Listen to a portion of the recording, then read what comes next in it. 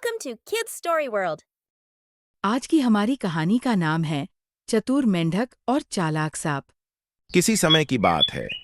एक घना जंगल था जिसमें एक सुंदर सा तालाब था। वहां एक चतुर मेंढक रहता था जिसका नाम था मंथन। वह अपने समझदारी भरे फैसलों के लिए प्रसिद्ध था। एक दिन तालाब के पास रहने वाला एक सांप जिसका नाम था नागेश वहां आया। नागेश बहुत चालाक और धूर्त था।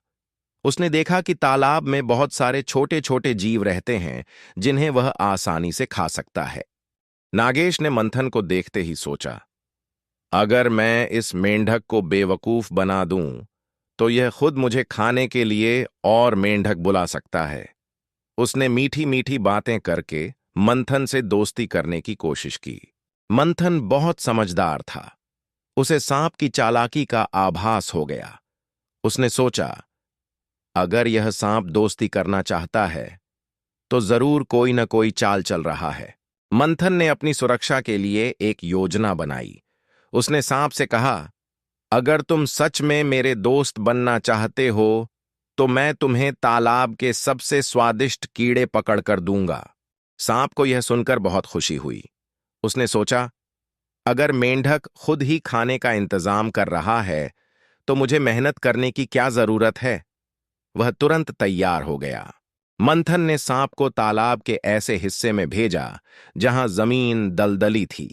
जैसे ही सांप वहां पहुंचा, वह फंस गया और हिलडुल भी नहीं सका। मंथन ने कहा, चालाकी से दोस्ती नहीं होती, सच्ची दोस्ती भरोसे से होती है। तुमने मुझ पर विश्वास नहीं किया बल्कि मुझे धोखा देने की सोची। अब देखो, तुम्हारी चाल खुद पर ही भारी पड़ गई। नागेश को अपनी गलती का एहसास हुआ, लेकिन अब बहुत देर हो चुकी थी। मंथन खुशी खुशी तालाब में कूद गया और बाकी मेंढकों को इस खतरे के बारे में सतर्क कर दिया। सीख, चालाकी और धोखे से दोस्ती नहीं होती। सच्ची दोस्ती विश्वास और ईमानदारी पर आधारित होती है। ऐसी और कहानियां देखने के लिए हमारे YouTube चैनल को लाइक, शेयर और सब्सक्राइब करें।